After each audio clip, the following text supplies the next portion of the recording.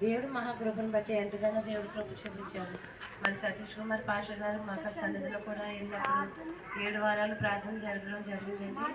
అలాగే ఇప్పుడు Stephen Paul pastor గారు కూడా ఇలాగ ప్రే చేయమని చెప్పినప్పుడు ఎంతగానో ప్రార్థించారండి. దేవుడు మహాకృపను బట్టి దేవుడు ప్రార్థన త్రోసివేసే దేవుడు కాదండి. ప్రార్థన ఆలకించి అద్భుతంగా చాలా ఆశ్చర్యకరంగా గర్భఫలం పొందుకోవడానికి తను పాపరావుకి జన్మనివ్వడానికి సహాయం చేసిన దేవుడు అండి. అలాగే మా సన్నిధిలో కూడా ఎంతగానో ప్రార్థన జరుగుతుంది. ఉదయకాల ప్రార్థనలు ఏంటి, అన్నదిన ప్రార్థనలోనూ చాలా ప్రార్థన జరుగుతుంది. సేవకులు ఎంతగానో ప్రార్థించారు. ఆ దేవుడు మహాకృపా కనికరం బట్టి తను గర్భఫలం పొందుకోవడం జరిగిందండి. ఆ డెలివరీ విషయంలో కూడా చాలా భయపడ్డాం. తన విషయంలో ఫ్రీ డెలివరీ అవుతుందా అనుకోలేదు, అసలు ఫ్రీ సర్జరీగా అనుకున్నాం. కానీ మేము అనుకున్నది ఆపరేషన్ ఖచ్చితంగా తన బలహీనతను బట్టి అనుకుంటే దేవుడు ఫ్రీ డెలివరీ అయ్యేలాగా సహాయం చేశారు. అలాగే మరి తను యాక్సిడెంట్ విషయంలో కూడా చిన్న చిన్న ప్రాబ్లమ్స్ చాలా వచ్చినాయి. అయినా ప్రతి ప్రాబ్లం దేవుడు తప్పించి, ప్రతి అనారోగ్యం నుంచి దేవుడు విడిపించి, చిన్న యాక్సిడెంట్లు కూడా చాలా భయం వేసింది మాకు. ఇలా బండి మీద నుంచి పడిపోయారని తెలిసినప్పుడు చాలా భయం వేసింది. దేవుడి సన్నిధిలో మేము అప్పగించుకోవడం జరిగింది. మరి దేవుడు ఎంతో కృపను బట్టి ఆ యాక్సిడెంట్ నుంచి కూడా దేవుడు ఎంతగానో బిడ్డను తప్పించి ఈ విధంగా నూతన సంవత్సరం మరలా జన్మదినం జరుపుకోవడానికి దేవుడు ఎంతగానో కృప చూపించినందుకు దేవుని నామానికే మహిమ కలుగును కాకండి. మరి ఆ పిల్ల పట్ల కోసం కూడా మీరు అందరూ అర్జున ప్రార్థన జ్ఞాపకం చేసుకోండి. అలాగే వాళ్ళ అమ్మ నాన్న కోసం కూడా, తల్లిదండ్రుల కోసం కూడా ముఖ్యంగా ప్రార్థనలో జ్ఞాపకం చేసుకోండి.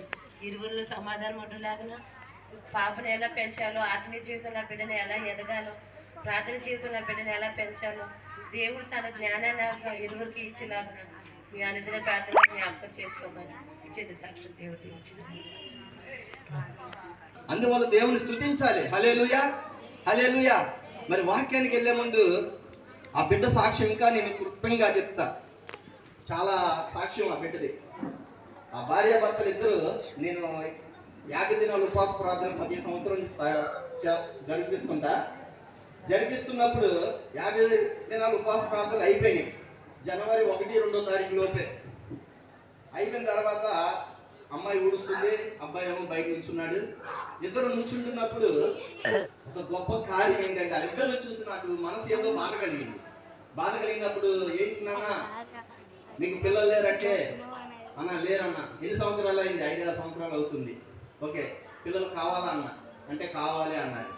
ఏమన్నా గ్లాసుడు టీ గ్లాసుడు నీళ్ళే పాలి నుంచి తెప్పించి ప్రేయర్ చేసి ఇచ్చా. అదే నెలలో కన్సీవ్ అయింది బిడ్డ. హల్లెలూయా. 10వ నెలలో డెలివరీ అయింది. ఇదే నెల 10వ నెల. అర్థమైందా? ఏమంటే దేవుడి కార్యమా కాదా ఇది? నా శక్తి చేత కాదు, నా బలం చేత కాదు, ఆయన నామం మహిమ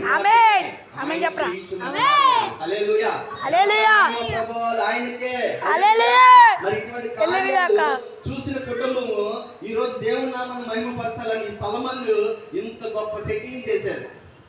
ఏమండి, ఇంత గొప్ప సెట్టింగ్ చేశారు, చాలా అంగమాగా చేశారు. హల్లెలూయా. మరి ఇంత అంగమాగా చేస్తున్నప్పుడు మనకి తేనేటి విందు కూడా ఏర్పాటు చేశారు. ఏ విందు? తేనేటి విందు. అన్ని రకాలతో స్వీట్, హాట్, ఏమండి చికెన్, బిర్యానీ, వైట్ రైస్, సాంబార్లు అన్ని కలిపి రాజుల భోజనం తేనేటి విందు మనకి ఏర్పాటు చేశారు. వెంకట గారును ఇంకా నాగరాజు గారు. హల్లెలూయా. వారి ఫ్యామిలీ మొత్తం, అలాగే వాళ్ళ బామ్మర్దులు అందరూ కలిసి దేవునికి స్తోత్రం. ఏమంటే ఇంత గొప్ప కార్యం చేసిన దేవుణ్ణి మనం ఇంకా మహిమపరచాలి. ఆ బిడ్డను బట్టి మన బిడ్డలు మారడానికి మనము కృషి చేయాలి. ఈ రోజు కృషి చేయడం అంటే లేచి ఏమైనా పొలం కొనమంటనా కాదు. ఈ మాటలు చెబుతున్న మాటలు హృదయంలో పెట్టుకొని ఆ మాటల ద్వారా మీ బిడ్డలు ఎలాగ పెంచాలో ఈ రోజు వాక్యం, దేవుడి వాక్యం మీతో మాట్లాడుతుంది. హల్లెలూయా. మీ బిడ్డలు అలా పెంచలేకపోతే ఏమండి రేపొద్దున మన మాట వినరు. బైబిల్ చెబుతుంది,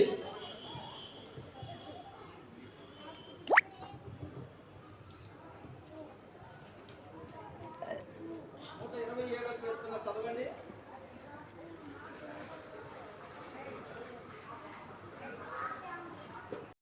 కుమారుడు యెహోవా అనుగ్రహించు స్వాస్యము, గర్భఫలము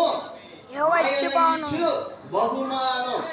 గర్భఫలం ఎవరిచ్చి బహుమానం అండి? ఇది చెప్పండి, ఎవరిచ్చి బహుమానం? దేవుడిచ్చిన బహుమానం గర్భఫలం. చాలా మంది అంటారు నాలో ఏముంది?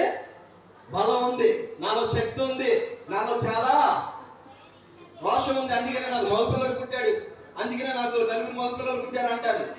అది రోషం కాదు, అది బలం కాదు, దేవుడి కృప. హల్లెలూయా. దేవుడిచ్చిన గొప్ప మనకి దయ కిరీటం. హల్లెలూయా. ఎవరు అందువల్ల అంటున్నాడు, ఆయన ఇచ్చు బహుమానమే నీకు మగపిల్లడినిచ్చిన, స్వాస్యమునిచ్చిన. మగపిల్లడు అంటే స్వాస్యం అండి, స్వాస్యం అంటే మగపిల్లడు. మగపిల్లడినిచ్చిన, ఆడపిల్లనిచ్చిన, ఆయన ఇచ్చిన ఏంటిది మనకి బహుమానము. బహుమానం తీసుకెళ్ళి ఎక్కడ పెడతారు చెప్పండి? బురదలో దొర్లిస్తారా? పంది పిల్లలు పెట్టి బురదలో దొర్లిస్తుంది. మనం పిల్లలు పెట్టి ఎక్కడ దొర్లిద్దాం దేవుడు చెప్పండి? బురదలో దొర్లించడానికి కాదు ఈ యొక్క స్తుతి కూటం, ఈ యొక్క కృతజ్ఞత కూడిక. మీ పిల్లలు బురదలో దొర్లించడానికి కాదు. ఇందాక సహోదరుడు చెప్తున్నాడు నాకు, అన్న నేను సిగరెట్ తాగుతున్నాను అన్న, నా బిడ్డ కూడా ఏం చేస్తున్నాడు, అగ్గిపుల్ల నోట్లో పెట్టుకుని ఇలా అంటున్నాడు అంట. ఏమండి, నా బిడ్డ అగ్గిపుల్ల ఇలా పెట్టుకొని అంటున్నాడు నన్ను చూసి. అంతే, తండ్రి ఏ బాటలో నడిస్తే బిడ్డలు కూడా ఆ బాటలో నడుస్తారు. అందుకోసమే దేవుడు చెప్తున్నాడు, నీ బిడ్డలకు కూడా ఈ వాక్యాన్ని వినిపింప చేయండి అని. మన పెద్దలతో అంటే మన కడుపున పుట్టిన బిడ్డలతో మనం ఏం చెప్పాలండి? దేవుడు వాక్యాన్ని చెప్పాలి. హల్లెలూయా. దేవుడు వాక్యాన్ని వినిపించాలి. అప్పుడే మన బిడ్డలు సరైన దారి, సరైన ఒక మార్గం నడిచినప్పుడు మన బిడ్డలు బలం పొందుకుంటారు, శక్తి పొందుకుంటారు. అపవాదికి ఏ మాత్రం కూడా చోటు ఉండదు. చాలా మంది బిడ్డలు చూడండి, ప్రయాణిస్తున్నారు, వెళ్తున్నారు, మళ్ళీ ఇంటికి వస్తాడో రాదో కూడా తెలియదు. అంటే అపవాది ఏం చేస్తుందంటే వాళ్ళే జల్లీల్లో జల్లించేస్తుంది. అంటే వారు దేవుడు నామాన్ని మహిమపరచలేక